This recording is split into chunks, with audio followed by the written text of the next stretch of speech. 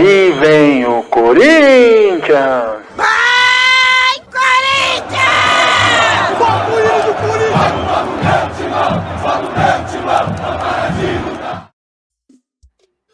Ai, ai. Olha lá, já Cassia, calma. O Dorival balança em você? Digo, para você. O Dorival tá balançando no cargo? É isso que eu tô querendo dizer. O pior que eu nem sei o que falar dele, porque o cara tá tão meio que água com açúcar ali, sabe? Tá faltando um pouco de vibração ali nas coisas, mas... Feijão com arroz. Mas precisa ser papa? É o que dá, é Gohan. Então, falando aqui do Corinthians, na segunda-feira teve o jogo contra o Juventude, né, um jogo horrível, onde o começo o Juventude amassou o Corinthians ali, saiu vencendo, chegou a estar 2-0, aí o Mateuzinho acabou marcando um gol. Depois o Corinthians acabou meio que achando a forma de jogar ali, mas sem muita efetividade, né? Então ficou muito ali com posse de bola, mas nada muito produtivo. E aí acabou amargando mais uma derrota, né? E que isso acabou fazendo ele cair um pouquinho mais na tabela. E aí acabou ficando na 13ª colocação. E aí no jogo de ontem, sábado, Corinthians e Bahia, Corinthians entrou totalmente sonolento ali, que inclusive o terceiro gol mais rápido do campeonato foi marcado, né, com aproximadamente 1 minuto. O Bahia marcou o gol e 4 minutos depois o Garro marcou um golaço, porém, devido a um lance lá que a bola bate na mão do atacante do Corinthians, lá, um moleque da base, acabou batendo na mão e o juiz acabou anulando o gol, né? E depois disso o Corinthians amassou o Bahia, né? O Bahia não conseguia passar do meio de campo, ficava ali no máximo um pouco à frente do círculo central, chegou a estar com quase 70% de posse de bola, enquanto o Bahia com 30% ali, porém nenhum lance efetivo, né? Aí o Corinthians acabou empatando o jogo com um gol do Guinegão, e aí veio a hora do juiz, que já estava chamando a atenção, mas na hora do juiz e o VAR brilhar, que no lance na revisão, que em menos de 2-3 minutos daria para se ter a noção já do que aconteceu, o VAR levou incríveis 9 para 10 minutos para avaliar o lance. Foi o que eu falei. Mano, E anda lá, né, para ver se o atacante do Corinthians atrapalhava o lance, e até que a gente estava comentando, né, o goleiro do Bahia é horroroso. O Ronaldo é horroroso. Eu até trouxe aqui um lance, o lance que foi analisado do VAR. Olha aonde o cara tá saindo para socar a bola. Nossa senhora! Ele toma, no caso aqui, esse é o atacante do Corinthians, que nem tá participando do lance, então ele não atrapalhou o goleiro. Tá só olhando. O goleiro sai para socar a bola de olho fechado, erra a bola, atinge o companheiro. Aqui no outro lance, ele toma um soco do zagueiro dele, Gilberto, né? O Gilberto sobe com o braço aberto, bate na cara dele. E aqui o Gilberto que tá em lance com... Põe no fundo a musiquinha dos Trapalhões aí, Will. Era bem isso, cara, você vê. E os caras tiveram a capacidade de levar 9 minutos para analisar esse lance. É impressionante como o Rogério Ceni, sendo o goleiro que foi, não tenho dúvidas, os maiores goleiros aí que a gente vê jogar, não dá sorte com o goleiro como técnico. É incrível, né? Mas você sabe o que pode ser? De entrar no gol do Bahia e falar, deixa que eu resolvo. E é capaz de resolver, ele é muito bom. Você sabe o que pode ser, Tati? Pode ser que os caras fiquem intimidados por ser ele o técnico. Pode ser. Porque assim, eu acho que hoje, se o Rogério entrar no gol do Bahia, ele cata mais do que o goleiro do Bahia. É provável. O cara é muito bom goleiro. Daí o Marcão, como eu sei o jeito que ele pode falar, mas William, você tá pegando no pé do goleiro, esse foi um lance de azar dele. todos os lances que teve jogada aérea na área, ele saiu desse jeito. Ele não acertou um soco na bola. Ele não acertou um soco na bola. Né? Porém, contra o Corinthians, ele virou um Neuer embaixo das traves. Ele defendeu bolas ali que... Neuer contra o Corinthians. Ele pegou todos os lances ali de cabeça do Bruno Henrique, do André Ramalho. Teve um lance também do Vitinho, que fez a sua estreia discreta, né? O que salvou o Corinthians nesse jogo foram os meninos, né? O Guinegão, o Bahia que entrou, mas não colocou muita coisa, e o... Bahia jogou contra o Bahia? Jogou. É aquele meme do Homem-Aranha lá, um apontando bem por aí, bem por aí. E o outro rapaz lá, que eu esqueci o nome, também, né, ele já platinou o cabelo lá, tal, ele deu umas ciscadas lá, mas assim, não tem o que criticar. A crítica vai em cima do Mateuzinho, que no segundo gol do Bahia comete um pênalti ridículo. Porém, a falha foi do André Ramalho, né, que não cortou errado, e o Mateuzinho foi estabanado no lance e acabou cometendo um pênalti. Né, ele foi com muita força no lance e acabou cometendo um pênalti. E o Corinthians ele tinha marcado o gol com o Garro e teve esses outros lances lá também que o goleiro fechou o gol. E acabou perdendo e se complicando, né? Agora ele está em 13º, um ponto só à frente do Santos, que pode, como o Marcão falou, pode ultrapassá-lo agora aí na rodada, né?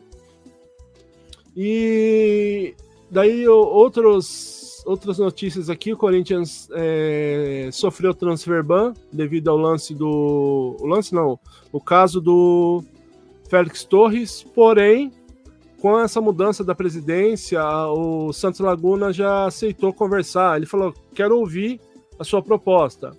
O Corinthians está com uma proposta de fazer pagamento de 50% da dívida e depois pagar outra parte. Ah, mas da onde que o Corinthians arrumou dinheiro para isso daí? De uma outra amadorice da diretoria, né? Que... Estão falando aí, né? Estão acusando o Bahia de aliciamento num dos moleques da base. Eu não acredito nisso, eu acredito na questão do... Assim, na verdade, comida de bola da diretoria, né? Igual o Corinthians não aprendeu. Teve outro caso lá, um outro moleque, que também o Corinthians parece que não aprendeu com isso daí, né? Desculpa eu te atrapalhar aí, mas sabe qual que é a minha visão dessa situação? O Corinthians foi amador, que não aumentou o contrato do menino para poder aumentar a multa, porque para times brasileiros tem o limite de 2.000 vezes o valor do salário, né? O Corinthians achou que o menino ia continuar jogando para eles somente por causa da camisa, porque é corintiano, nasceu no terrão e tudo mais. Foram amadores, não fizeram um novo contrato pro menino para poder aumentar a multa. Aí o Bahia vem, cumpre a regra, paga a multa. Sim. E agora estão com essa história aí para desviar o foco. Sim. Do negócio mal feito. O que eu... Assim, eu acho que tem que tomar na cabeça mesmo por esse amadorismo.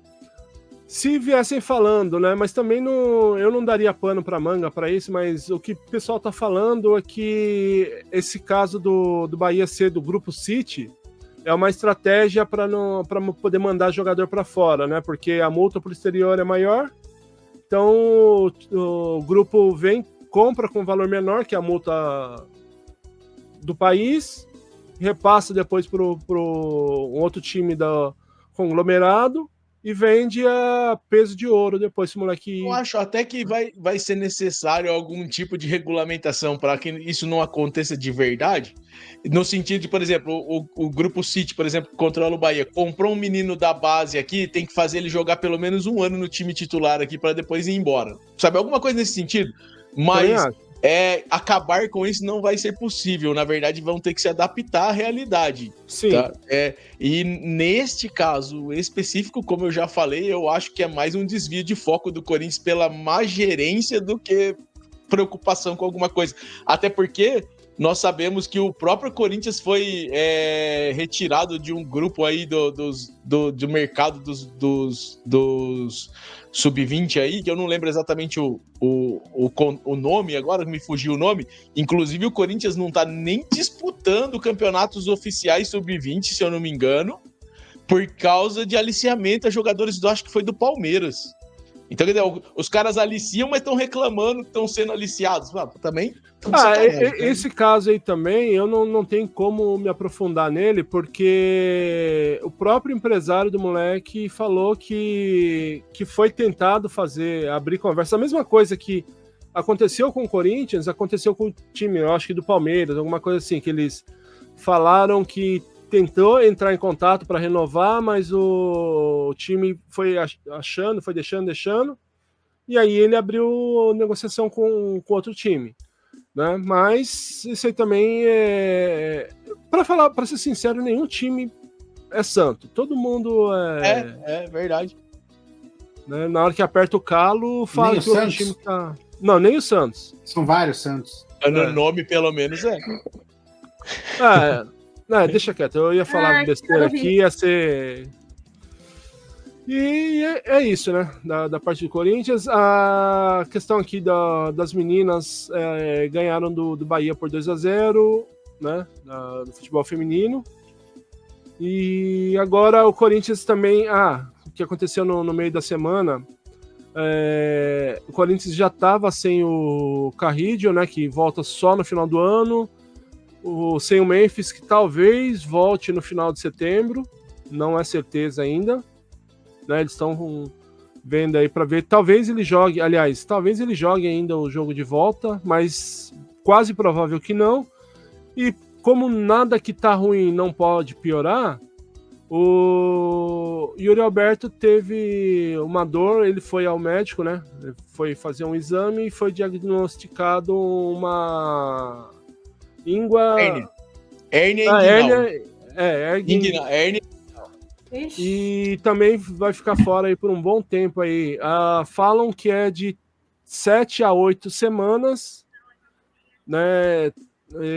Pelo histórico dele, falaram, né, que ele pode voltar antes, mas é possível, mas pouco provável. Então, o Corinthians já tá com um time bem enxuto ali. E aí até esqueci de comentar no jogo contra o Juventude, né? Já estava difícil o jogo lá, já era difícil o jogo para jogar contra o Bahia. O seu Romero me vem e me comete uma falta desnecessária. Acabou de entrar, vai lá, parece que não aprendeu com o jogo contra o Palmeiras lá, que o Aníbal Moreno dá uma cabeçada no cara. Ele vai lá dar um empurrão no cara também na frente nas costas do juiz, mas na frente de um monte de câmera, e é expulso, tinha acabado de entrar. E o Kaká, que não é nenhum zagueiro, não é nenhum Pirlo, nenhum jogador, né? Ele sabendo que estava lá com 2 cartões amarelos, no banco reclama sem necessidade, toma o 3º amarelo e desfoca o Corinthians para esse jogo. Que precisava de um zagueiro, não tinha um zagueiro, teve que adaptar o Ranieri como zagueiro na hora que o André Ramalho precisou sair. E é isso, né? E com esses desfalques todos e não podendo contratar, a situação se complica um pouco, né? Agora tá aí, né? O Dorival tá puxando um monte de moleque da base. Vamos ver o que vai dar, né? Porque da base ainda pode puxar, né? Pode. Então, no jogo de hoje mesmo, teve o ataque foi formado pelos 2 moleques da base, e depois entrou o Bahia e o Ryan lá também, que já tá um bom tempo, mas entrou também. E a tendência agora é cobrir isso daí com... Eu, assim, no meu ponto de vista das coisas que acontecem, o caso do Santo Laguna e também o caso do Garro, né, já foi negociado. Para mim, o mais complicado é o caso do Fausto Veras, que 40 milhões lá, que acredito eu que o empresário dele não vai querer negociar. Né?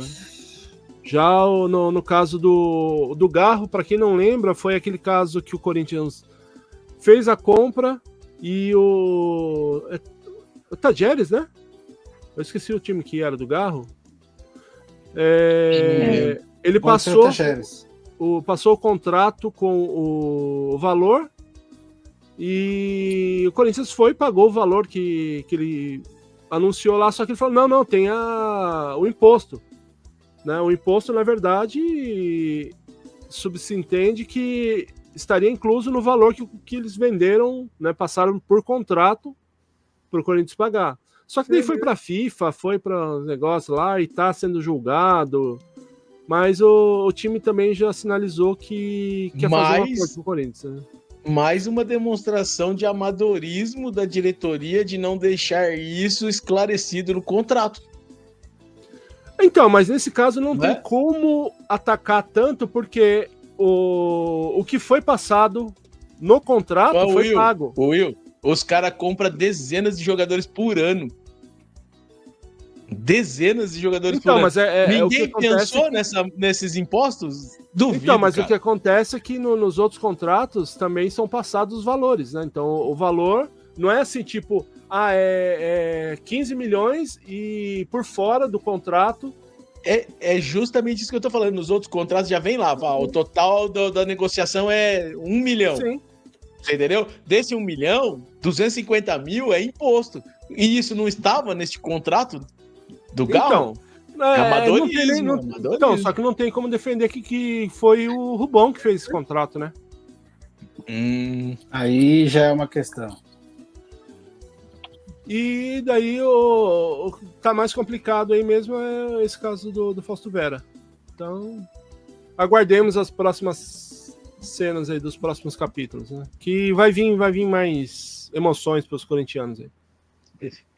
Você sabe que vai vir, só não sabe quando, né? Só para aguentar o coração, tendo emoção. Vai que vem, velho. É isso, então, falamos de Corinthians, então, eu. Falou. Tá. Pra acabar o feriado, tá bom, próximo jogo, quando? Corinthians joga no próximo sábado. Deixa eu só confirmar quem. Joga contra o Vasco no próximo sábado. Na quarta-feira, daí já pelo jogo de ida da semifinal da Copa do Brasil, contra o Atlético Paranaense. E aí no outro final de semana contra o Palmeiras. Mas aí a gente fala. Aliás, uma coisa que precisa ser falada, hein? A sorte é que os 4 que estão lá na zona de rebaixamento estão se esforçando para permanecer lá. Fortaleza não. Se não... O que tá em disputa é a última vaga, filho, porque as 3 já tem e o Vasco com 16 pontos, né? E o Corinthians acho que é 22 ou 23, né? Quanto é o Corinthians tá com 22 e o Vasco que tá acima tá com 16. Só que o Vasco tá com 17 jogos. O Vasco tá com 17 jogos, já estão 3 a menos. Mas a disputa vai ser na última vaga, vai ser uma disputa acirrada até o final, hein? Aqui tá Vasco, Vitória e Grêmio estão ali disputando quem que vai ficar com essa última vaga aqui. Não, tem que dar um parabéns aí pro Grêmio, que conseguiu um feito inédito. Vai perder pro Sport. Ninguém conseguiu fazer isso. O Grêmio conseguiu. Já pensou, acaba o campeonato, o único time que perdeu pro Sport é o seu Grêmio, sacanagem. E olha que existe essa possibilidade, hein? Não duvida não, velho. Eu falei, isso aí Essa do Henrique aí foi boa. O ataque do Corinthians é o cardíaco. Não, o Corinthians tá só pela hora da misericórdia, cara. Tá complicado. Eu tô vendo a tabela realmente, é o Vasco, Vitória, o Grêmio. O Santos tem que ganhar hoje pra poder sair dessa luta aí, porque olha... O Santos precisa ganhar hoje pra sair dessa zona incômoda tá aí. Certo. Eu acho que um empatezinho do Santos tá bom. Vai ser bom. Já ajuda, né?